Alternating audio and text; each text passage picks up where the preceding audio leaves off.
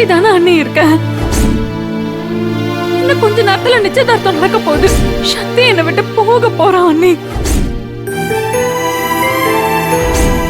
கண்டிப்பா நிச்சயதார்த்தம் நடக்காது. நான் நடக்கவும் விட மாட்டேன். அதுக்காக நான் எந்த அளவுக்கும் போவேன். என் உயிரை பத்தி கூட கவலைப்பட மாட்டேன்.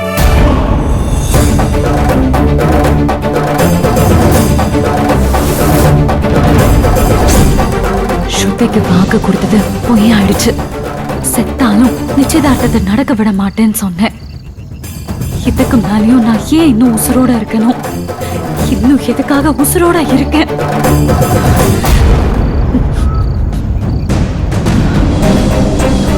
வேணாம் தாயி, உன் மனசுல என்ன நினைக்கிறேன்னு எனக்கு தெரியுது.